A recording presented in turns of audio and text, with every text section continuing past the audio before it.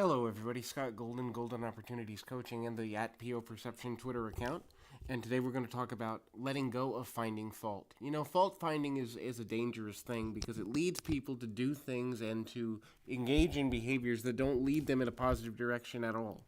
In other words, the reality of finding fault is finding a rationalization for people's bad behavior and not having to worry about why someone does what they do. In other words, well, it's this person's fault. It's my my friend's fault that they didn't follow through with me. It's my boss's fault that they don't see my value. It's my kid's fault that they don't behave in school. It's my spouse's fault that they don't make me feel loved. The problem with fault finding is that at the end of the day, the blame game doesn't lead to positivity, it doesn't lead to progress, and it doesn't lead to growth. You can come up with a million reasons to blame a person for what's not happening, but at the end of the day, when you place fault on somebody else, you're also taking away your responsibility for your own reactions, your own actions as a result, the meanings you've given to people from the past, and the meanings that you give to your life in the future. Every time you blame someone else, you're giving a rationalization to reasons not to move forward. Now, that doesn't mean that other people shouldn't take individual responsibility for their own actions and how they allow you to feel, because no one can make you feel something. As a matter of fact, it's very important to understand the concept of this person made me feel is extremely dangerous because it shirks personal responsibility from the reactive space. So if you are constantly saying this is not good because this is this person's fault or this situation's fault, the reality is you're giving yourself permission to disempower yourself and blame a certain situation and not take responsibility. The ability to respond to a situation is always yours, regardless of how comfortable it is, regardless of if you want to or not, regardless of whether responding to the situation is something that comes easily or takes a little bit of thought, dedication, commitment, or a new outlook. When you care about how things turn out, when you focus on how you can respond, you're also focusing on all of the possibilities for positive change.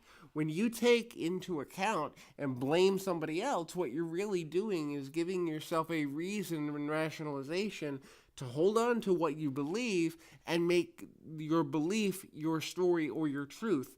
Now, the problem with that ultimately is if it's your truth and it's not moving you forward, then eventually the blame will lead to regret, will lead to frustration, will lead to sadness, will lead to lack of inspiration, and or lead you to be uninspired. The reason is you eventually will have to realize that giving the power away to the concept of blaming another person is not going to lead you in a progressive manner. It's not going to lead you to your goals. It's not going to lead you to more money. The reality is, and not to be indirectly harsh, but if your life isn't progressing, the person who cares the most is going to be you because you're the one that's living your life. Meaning, most often, people often will say, if this person cared, I'd be further along. If this person would do this or that, I'd be further along. But the reality is the majority of people care enough about other people to be intersocial and interconnected, but not enough to sacrifice themselves for another person or their own progress for another person. If you are in the habit of constantly sacrificing for other people and not seeing reciprocation, it's time to end those relationships. If you are in the habit of constantly sacrificing for your profession or your boss and not seeing reciprocation either with more money, more respect, higher value, or whatever be it, then again it's time to move forward or find another way to make your money. You can engage in the act of blame, but blame will keep you in the same circumstance repeatedly, not because you don't deserve it, not because you deserve it, not because you don't have value, not because you can't move from it, but to hold yourself in a perception of blame or taking less responsibility for your reactions is the same as agreeing to stay stuck or stagnant.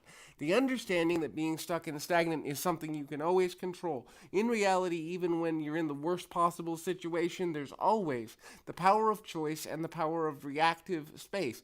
So understand that when you say, well, it's this person's fault or it's McDonald's fault that I'm fat. No, it's your responsibility to make healthy choices. It's nobody's fault, not even yours. It's just the shirking of responsibility into a rationalization that doesn't lead you in a positive way. Now, other people can cause you to feel a certain way. Yes, other people can trigger feelings within you that say, okay, if this person had done this, I would feel differently. If this situation had turned out differently, I would feel better. But at the end of the day, the responsibility to take personal accountability for your actions and therefore your reactions is always within you. When you blame someone else, what you're really doing is saying, if they did this, then I could be this, and you're giving away all personal power.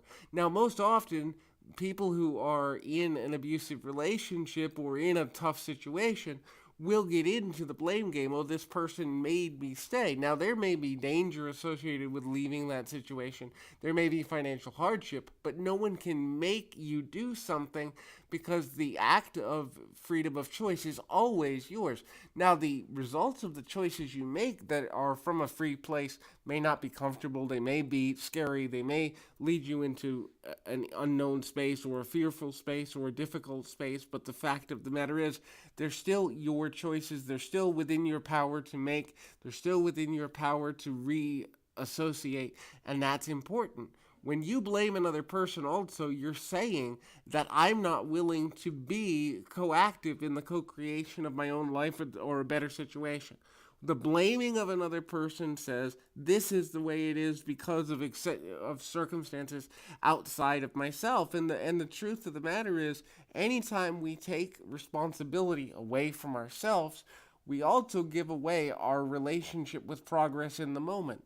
And I encourage everyone, understand that it's okay to have feelings for a predetermined length of time, that a person should act differently, a person should speak differently, people should do different things, to become passionate about other areas of life, or to expect certain things or desire certain things. Expect is where things go off pattern, because the minute you expect something from another person without clearly defining it, and then also understanding if they are or are not in agreement with you, that's where the lack of responsibility really comes into being a problem. Because at the end of the day, when a person is living with the expectation that someone will act a certain way, and if they don't act a way, it's their fault for how you feel, it's their fault for the hardships that you're going through. Really, no, there's a co-creative aspect to all of that. The co-creative aspect is you were in relationship with that person, knowing, or at least being able to understand the possibility that they could do something that you don't like, starting to see habits that you were uncomfortable with or actions you were uncomfortable with, expecting that they saw the world the way you did. One of the most important things to understand is you are responsible for how you see the world. You are responsible for protecting yourself, but being open to love. It's an act of balance. Protect yourself from people who don't have your best interest at heart, but act through love and from love to those who you have yet to connect with. Not because it's a bad idea to be on one side or the other, but because life is about the balance of both. The balance of understanding the value that someone brings to your life, but also the reality that, and I coach people on this all the time, all people can do all things. So a good person, or a person that you trust, is capable of reaching a snap point and doing something violent. A person who has a history of violence could also go and save a puppy from a burning building. All people can do all things. And just because we have an expectation for someone to do something, under the right circumstances, under the right litmus test, or pressures, or challenges, or circumstantial reality, any person can do anything. And when we blame another person for how we reacted to something or how we feel, what we're doing is we're also saying, wait a minute, I didn't feel in that moment that I had the ability to make a better decision, or make a more proactive or positive progressive decision for myself that ended up in a certain way. Now, I'm not saying that one should beat themselves up for making decisions where they trusted incorrectly. Much to the contrary. It's just understanding that forgiving yourself almost not instantly, not instantaneously. Forgiveness is always a process, but forgiving yourself for putting trust into the wrong person, or for expecting someone to act in a certain manner without clearly defining your goals, or expecting someone to change just because you desire them to. Forgiving yourself for that and understanding that to act in forgiveness of that is essential to growth and personal development is necessary. The reality of the situation is every action we take is an action of choice. It's an action of decision. And we literally, in a day, will make thousands of small to large decisions. So each one of these does have an impact. It's a ripple effect. It's almost as if you throw a stone into a pond and the ripples go out and out and out and further. Now, we may not see every ripple that's created in the pond when we throw the stone, just like we may not see every reactive ability or the impact of every decision. But when we blame another person, it's also a coping mechanism in great detail, because some of us are looking for a reason to forgive ourselves for the decision not working to our advantage. Instead, take full responsibility. Hey, I was messed up. I didn't look at that. I didn't see that. I got blindsided. Something caught me off guard. I expected one thing and it didn't work out. I didn't know all that I needed to know. I didn't study enough. I didn't understand. I expected a person to have this kind of character and misjudge them. I didn't do enough research. I, was hopeful when perhaps I should have been more self-protective. I got blindsided. I misunderstood. I didn't quite have all the information I needed to have to make an educated decision. All of these spaces that a person has are great spaces to move from, because every experience, even the uncomfortable ones, or the ones that feel like failure, but actually, in reality, are just about growth, can be valuable to you. Now, if you take their value and you say the success of my life or the happiness in my life is directly related to what another person does, and you take no personal responsibility for what your role in the situation is, you can actually cause yourself to be stuck with a story that holds you in victimhood forever, or for a very long time, for several months, several years, and then you look back on your life with that regret. You look back on your life with that bitterness, or a belief system that says, I can't break through this. I can't get past this. Nothing will ever get better for me. And that's where many people come into the coaching process. They're telling themselves a story and they're blaming somebody else, or they're finding fault with the actions of another and going, wait a minute. The partial fault is you believed this person. The partial fault is you focused on what the person said as the only option that they were going to follow through. And rather than look at it as fault, is misunderstanding. Fault is a hard word because it ties to blame, self-blame or blame of another person. And rather than looking at faults, look at misunderstandings or misperceptions, misconceptions, and then forgive yourself from that space. When you are willing to forgive those who've acted out of accordance with your expectation and then move forward for the sake of progress and your own evolution, you can get more out of life. And even if we're here for 100 years, even if we're here for, the longest possible life, 105, 110 years, we don't have time. We don't have the luxury of being able to waste time on misperceptions if we can avoid it.